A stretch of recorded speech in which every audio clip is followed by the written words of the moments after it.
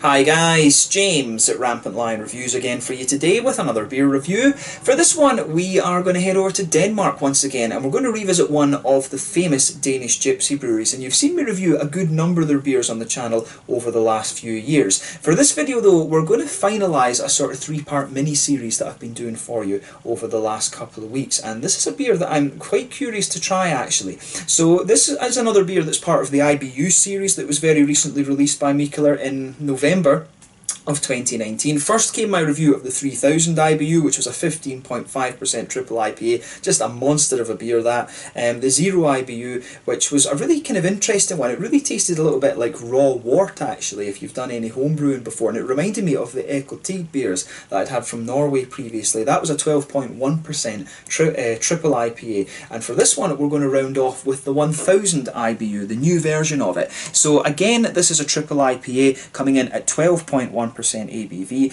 and originally I didn't buy this beer because I thought it was a rebrew of the original 1000 IBU. Now the original one was a 9.6% West Coast double IPA, one of my favourite Mikkeller beers of all time. Quite recently I got to try it again when I was at Mikkeller Baghaven. You'll see the review of that in my out and about video that I did when I was there with my dad, and that is still, I think, one of the best Mikkeller beers that you're going to come across. So when I learned that this one was different after doing a little bit of research, I thought, well, I'll have to kind of finish off this mini-series, if you like. So each of these beers cost me, I think, around 70 crowns. I think maybe the 3000 IBU might have been like 80 or something like that. So in total for all of these beers, it was around 220 Swedish crowns, which is what, like 22 euros, something like that, maybe about 18 pounds, somewhere in that kind of region. So a little bit pricey, and I would say that these beers aren't the kind of, they're not the best ones that you're going to get from Mikkeller, but they're definitely worth trying just from a kind of novelty standpoint, because the whole point of these beers is to give you a little bit of education on how IBUs work and can affect the flavour of the beer. So as I've explained to you in previous videos, when it comes to putting IBUs into your beer, basically it's all about during the boil when exactly you add the hops into the beer. Your palate can only detect 100 IBUs at a time, so in some sense the 1000 IBU and the 3000 IBU are a little bit pointless, but basically what happens if you add the hops into a beer at the very start of the brew, once you get the temperature up to around 100 degrees, that's when you get the most bitterness out of them. But if you add them later on, after the kind of, within the last half hour if you like, that's when you get the trade-off between IBU's bitterness and flavour and aroma profile. So I would guess with the 3000 and the 1000 IBUs, it's all kind of about adding a lot of hops early on in the brew. So basically these beers are 1000 and 3000 IBUs theoretically, because you can't detect more than 100 as I mentioned earlier. But I'm really curious to see how this new version of 1000 IBUs turns out, and hopefully you guys enjoy my take on it as well. Cool to round off this series also. So I hope you guys enjoy this video and that you've also enjoyed the kind of three-part mini-series, if you like. So anyway, as is usual with my reviews then, I'll tell you a little bit about the brewery quickly before we taste the beer. If you want to get straight to the tasting, just fast forward. All the usual links are in the description below. That's the brewery website, the link to my other reviews that I've done from Mikkeller before. No doubt there will be some more at some point in the fairly near future. There's all the usual social media. If you want to see more beer reviews, do please consider subscribing to the channel. The whole channel, of course, has a geography-based tagging system, so you can go into the homepage and search for beer based on country, city, state, county, prefecture, whatever it is you're interested in. Do check out the playlist of beers from different countries. There is one there for all the Danish beers that I've reviewed for you. That's constantly being added to, and as always, please do get in touch and let me know some of the other beers and breweries that you guys would like to see me review. It's always great to hear from you guys that are watching the videos, and the support that you show the channel is hugely appreciated. So anyway, to tell you a little bit about Mikkeller then, on to my brewery notes. So as I've mentioned to you earlier, Mikkeller are one of the famous Danish gypsy breweries, and they were founded by Christian Keller and Mikkel Bjergso, although it's now run exclusively by Mikkel Bjergso, who actually used to be a physics and maths teacher. Again, these guys are very influenced by the American craft beer movement, and they basically started out as the homebrewing experimentation of Christian and Mikkel and grew from there.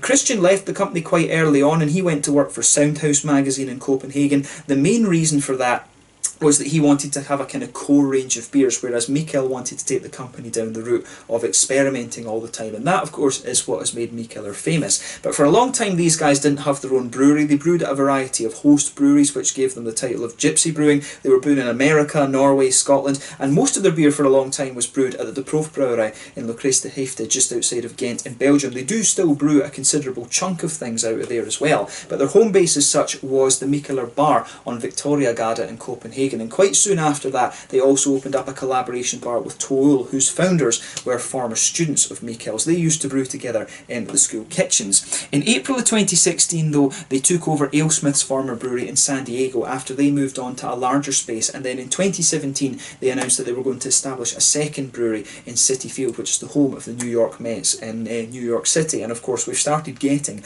some of the Mikkeller NYC beers over here in Europe now. So that brewery is well and, you know, basically up and running, if you like. They've also now got a location in Copenhagen which is called Baghaven, and this is basically their kind of sour beer blendery facility. So there they've got 12 oak fodders which range from 3,000 to 7,000 litres and around, you know, probably around 100 different 225 litre Chardonnay barrels and things like this, and that is where they age their sour beers, of course. The beers that they have there are brewed at Warpigs and then transported up to Baghaven to be aged and blended, and they've got a lab there as well where they can isolate new strains of yeast from the air and things. They've got a brewer up there who is very kind of apt at that, and there's also a tap room up there as well which sells the Mikkeller Baghaven beers as well as various other beers from sour beer breweries as well. You can go and check out my out and about video that I did up there too. These days though, Mikkeller have various locations around Copenhagen. There's the Warpigs Brew Pub, which I also highly recommend that you go and visit. That's a collaboration with Three Floyds Brewery from Munster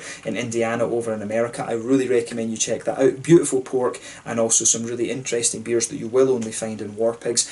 But yeah, other locations around Copenhagen include the RampantLionReviews bars. There's other Mikkeller bars there as well. They've got bars in Barcelona, Berlin, Warsaw, Bucharest, Stockholm, Reykjavik. There's also one in Tórshavn in the Faroe Islands. There's Tokyo, Seoul, Taipei, Singapore as well, and they've got a couple of locations in San Diego and also in Bangkok in Thailand as well, from what I understand. So, you know, probably the best known Danish craft beer name these days, and definitely worth checking out if you get the chance. I always stop in the Mikkeller bar in Kastrup Airport in Copenhagen before I go on holiday. So maybe when I go to Japan in December once again, I'll make a little out and about video at the Mikkeller bar in Copenhagen Airport, and we'll do a few of the airport series beers that they do there. So yeah, we'll see how we get on with that.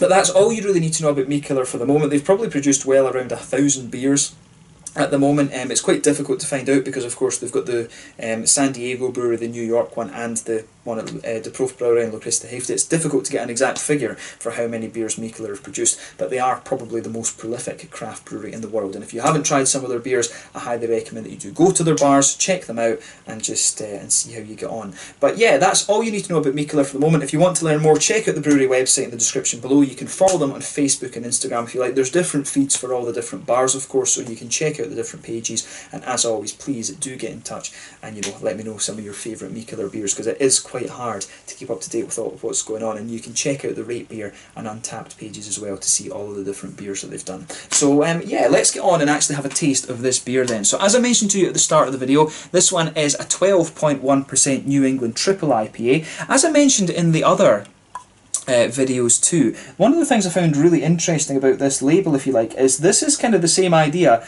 as I try to sort of model my beer tasting videos on. That was one of the things I noticed when I went into Systembolaget to buy these beers. Incidentally, these were released, I want to say, on the what would it have been? It would have been around the 8th, I think, of November 2019 that these beers were released through Systembolaget here. But they've got the different parts of your palate that give you the different areas of flavour. My sort of perception of it is a little bit different from what's on the can here, but it's obviously a little bit of a kind of Cicerone type thing. So I thought that was quite cool when I noticed that on the cans here. But like I said, this is one of a series of 3, the IBU series, the 0 IBUs, then this one, the 1000 IBUs, and the 3000 IBUs. A half litre can, 12.1% New England Triple IPA. So without further ado, let's get it out and into the glass and see how we get on.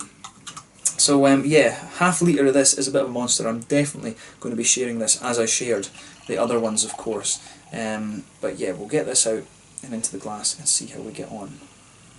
And yeah, incidentally, this one, it tells you on the back that this one has oat flakes in it, which makes it a kind of New England style IPA rather than a West Coast IPA. So yeah, as you can see, and as you would expect from this one, it's poured a lovely kind of, it actually does look more like a West Coast IPA. And you know, the colour of this one, it is actually very similar to the original 1000 IBU. So now I'm wondering whether you know, whether the version I had at Baghaven was in fact the original one, but I'm sure it was like 9.6% on the board it said. But yeah, a beautiful looking beer this one, 12.1% as I said, a kind of rich orangey amber colour there. You could see there was about a quarter finger of a creamy coloured head that just faded away to be a very thin foamy layer. There's one or two big bubbles sticking towards the side of the glass and a few little ones heading up towards where that head used to be in this beer as well. So yeah, overall nothing overly surprising about this beer. You would expect this kind of colour from a triple IPA, but definitely not as hazy as you're going to get from some other New England IPAs. But then again, this one could well be a sort of hybrid, if you like. You know, it's not the haziest, like I say, and the original 1000 IBU was a West Coast IPA rather than a New England. So yeah, it's maybe one of these kind of hybrid things. I've noticed that there are some hybrid IPAs these days that are bringing a bit more kind of caramelly, biscuity sweetness into the malt base, but taking the bitterness back down and giving you the more juicy notes you would expect from the New England IPAs, along with a little bit of oatiness too. But nothing overly surprising about this beer. So let's have a little look at the aroma then and see how we get on. Oh yeah, that is... It's actually very similar in its aroma to the 3000 IBU. Now, the thing that I noticed with that was that it had almost this kind of dried sultana type quality to it. It gives you that really medicinal, cough syrupy type thing to it. And when you're up at 12.1%, you know, that's kind of what you're going to get out of it. You know, I've always felt that the New England IPAs, it's difficult to go up to that alcohol percent without getting some of the alcohol burn, to be honest with you. You know, this one, you can really smell the booziness in this. And I said the same with the 3000 IBU as well, and it was even heavier. It was 15.5%. It really has this very boozy, kind of dried, sultana-y type quality to it. You can smell the sort of syrupy notes out of this, and of course the hops are helping to cover that a little bit, but you can definitely pick up a little bit of the oaty smoothness in here. There is an element of a bready quality, but there's a good bit of this kind of McVitie's digestive biscuity note in there, and that of course is the booziness pushing its way out of the nose of the beer, and that's what's mixing in with this kind of cough syrupy medicinal type thing that the beer has. So yeah, it's a really unusual aroma, that I have to admit, but it is quite nice at the same time. You know, to have a full can of this to yourself would be a bit insane. I mean, I'm only going to drink about a third of this and share it with my friends, but this beer is just a little bit mental, to be honest. Big oily smell to it. Like I say, big little bit of brown sugar. You can pick up some nice floral notes out of it. There is definitely a little bit of grassiness there too, but I think this beer really leans towards a kind of more spicy floral note. There's maybe a wee hint of earthiness in there as well. In terms of the aroma, I wouldn't be surprised if there's Amarillo or maybe Mosaic in here, because there's definitely some orangey, kind of oily orangey qualities coming out of this beer. There is also an element of tropical note to it as well. It's a little bit like a mango, maybe a little bit kind of pineapple-y and apricot-y as well. So yeah, big oily, orangey, pineapple-y, apricot-y sort of thing. You've got that kind of sultana note from the booze in there too. Some sweet biscuit. Maybe, I don't know if there is a bit of caramel in there. Maybe we can say there is a bit of caramel. Some oaty kind of creaminess, a little bit of breadiness maybe underneath there. But this smells like a big oily kind of triple IPA, if I'm honest with you. You know, I don't know how I feel about triple IPAs. You know, perhaps with a West Coast IPA I can deal with it, but I think when you start to go over the double mark, maybe it's pushing it a little bit. I have had some really nice triple IPAs, don't get me wrong, but in some ways I just wonder, is there a point to it? So this is kind of interesting. I do wonder if they would have been better to go with West Coast IPAs for these, you know, 1000, 3000 and 0 IBUs actually, because it's, you know, well, even they could have done it twice. They could have done it with a West Coast IPA, and they could have done it with a and New England as well. They could have even done it with a black IPA, to be quite honest with you as well. That would have been really interesting. But I think when it comes to the black IPA, you would have struggled to get 0 IBUs with that because of the black malt or the carafa or whatever that you would have to use in the malt base. So worth bearing that in mind as well. But yeah, take a bit of time and enjoy the aroma of this beer before you get stuck in. Just a big oily beast of an IPA, this one. But going by the aroma, you wouldn't guess that this is 1000 IBUs. There, but like I say, that's theoretical IBUs, probably added very early on in the boil with Columbus or something like that. But as I say, take a little bit of time and enjoy the aroma. But we're going to have a taste of this one now and just see how we get on. This one is the 1000 IBU, a triple IPA coming in at 12.1% from Mikkeller over in Copenhagen in Denmark, brewed at the Proefbrouwerij in Locriste Hefte in Ghent in Belgium. Let's get stuck in. Slàinte, skål.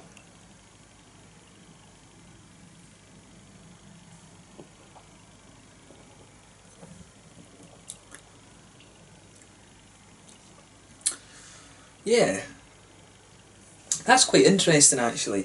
I would say out of the 3 beers, going by first impressions, this one is definitely the best of the 3. The 0 IBU was, it did taste a little bit like raw wort, and I saw someone later on describe it as a wheat wine, which I actually thought, you know, that really does make sense. I've not had too many wheat wines, 1 or 2 from Japan actually. It seems to be a fairly popular style over there, oddly enough. I think it was Beard Beer I had that from. But a wheat wine does suit a description of the 0 IBU. The 3000 IBU was just a monster of a beer. But you still got that kind of raw wort thing in here. And this one, it's kind of somewhere in the middle. You've got a bit of brown sugar, a bit of a kind of caramelly biscuity sort of thing. You can really feel the booziness out of this beer as well, right enough. But you've got that kind of oaty note. And I think the oats in this one are at the point where they're almost giving you a little bit of that raw, warty kind of quality to the beer as well. So it's unusual actually, and like I say, these aren't the, you know, they're not the kind of most impressive beers, if you like, from Mikkeller. These ones are all kind of intended to give you a little bit of an education. I mean, they're interesting, but they're not on the same kind of level, I think, as the original 1000 IBU or like the Black Hole or something like that. It's a kind of novelty beer, this. Let's say that actually. I think that's fair.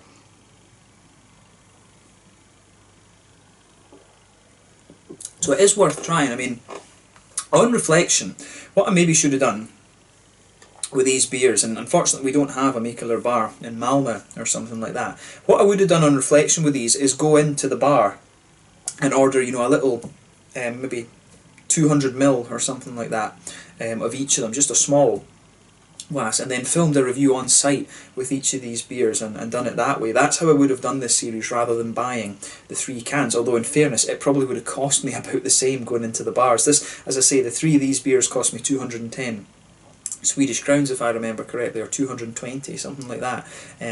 But you know, on reflection I would have gone into the bars and tried one of these in kind of small portions, if you like, rather than getting the cans. But I mean, you can share them with friends. That's the thing. If you are going to try this series of beers, share them with friends and talk about them a little bit, because they are intended for sort of education, if you like.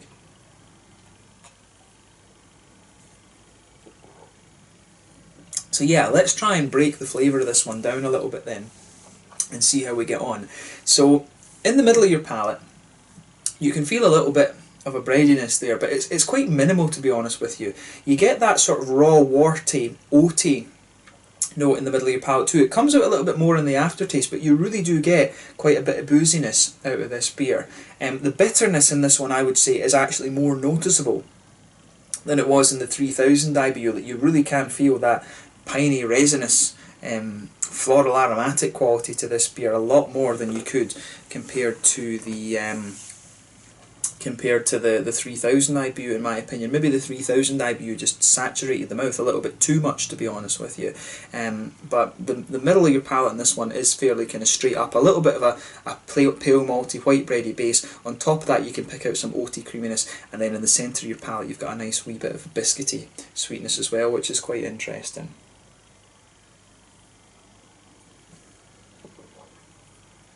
So yeah, just pay attention to that. There's not too much going on in the middle of your palate. You will detect a little bit of a kind of sweet, fruity kind of thing there as well, which is quite interesting. But I think this beer, I think it's fair to say, having tried the other 2, I think this is the best of the 3.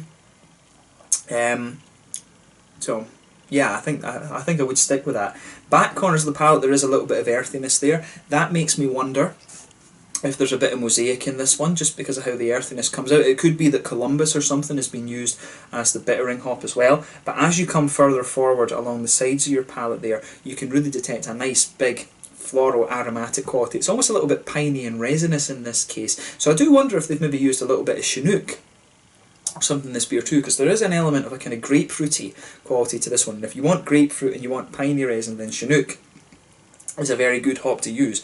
Round the front curve of the palette though, pardon me, you've got that little bit of kind of grassy quality there too, but I would say the green side of the hops in this one lean more towards that kind of spicy floral aromatic kind of thing. So interesting in that regard, I have to say.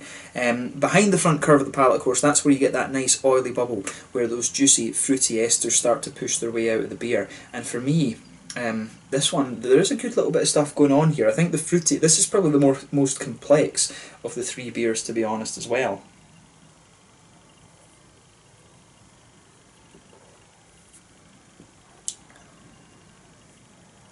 Yeah, so in that oily bubble then, at the back of the oily bubble, there's a little bit of a kind of grapefruity note there.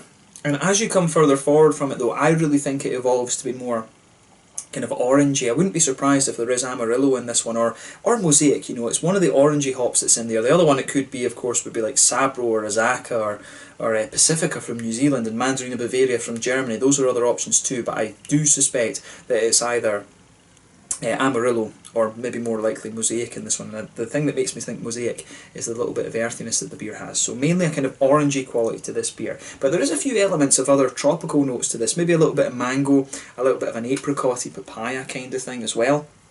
And as you get right forward towards the front kind of tip of your tongue, there's a few other complexities in there as well. I wouldn't be surprised if this beer is like Chinook as the bittering hop, and then, or maybe even Columbus actually. Columbus could be the other option. I wouldn't be surprised if it's Chinook or Columbus as the bittering hop, and then Citra and Mosaic as the sort of aroma and flavour hops. I think that's probably the most likely sort of combination with this beer.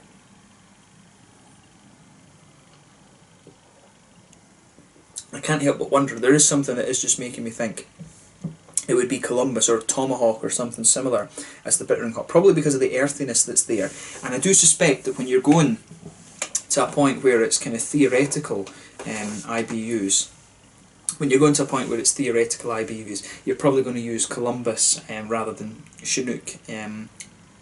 Because, you know, Chinook, Columbus I think gives you a more kind of spicy quality, but in fairness it could even be a combination of the two, because there is that sort of piney resinous quality to it as well, but I think it leans more towards the spicy side of things. So if I was betting with this beer, I reckon Mosaic and Citra as the aroma hops, and then probably Columbus as the bittering hop, because you do have that little bit of earthiness there as well that you wouldn't normally get, I don't think, from Chinook. But out of the three beers in this sort of IBU series, I think this one is the best of the three. So if you get the chance to try this, have a little go at it. Actually, I think this is quite an interesting one. Is it as good as the original 1000 IBU?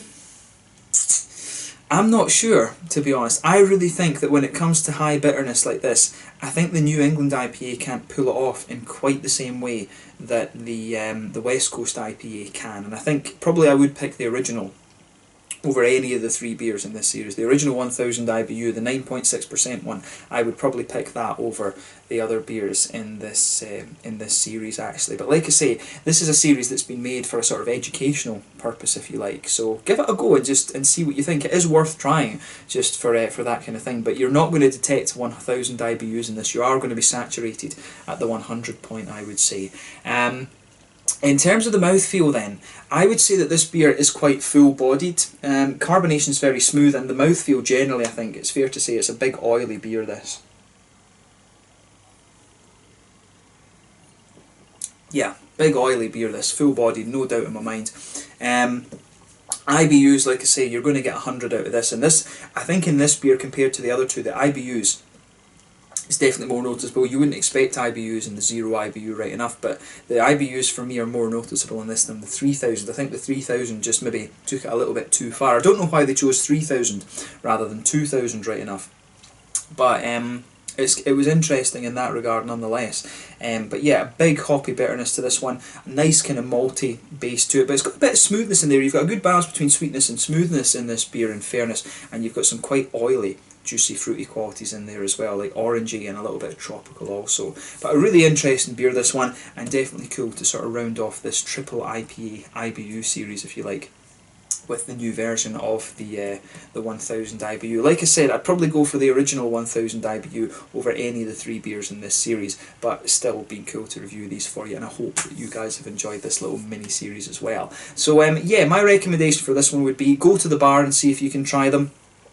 Or indeed buy the cans and do them in a sort of shared tasting with friends. These are definitely more kind of novelty beers rather than being some of the best beers that you're going to find from Mikkeller. So take that statement as you will, but personally that's my opinion with them. But it's been cool to review these for you here on the channel, and I hope that you guys have enjoyed my take on these 3 beers as well. So let's leave it at that. This is the 1000 IBU Triple IPA version from 2019. From Mikkeller, the famous Danish gypsy brewery from Copenhagen in Denmark, but brewed at the Proefbrouwerij in Lochristerhefte in Ghent in Belgium. I can feel the booze in this one going to my head a little bit, so we'll go and share the rest of the beer with my friends now. But thank you again for watching my beer reviews. Until the next time, please like, subscribe, share, all the usual YouTube stuff. Let me know your own thoughts on this beer in the comments section below. Let me know what your favourite beers are from Mikkeller as well, and you will, pardon me, definitely see me review more beers from these guys at some point in the fairly near future. Thank you again for watching. Make sure you check out some of the Mikkeller beers, and I will catch you guys very soon. This is the 1000 IBU from the Feel the IBU, Examine the Bitterness series, whatever it is they're actually calling it, from 2019. Until the next time, slàinte just now, and I'll catch you guys later. Slàinte, skål, cheers.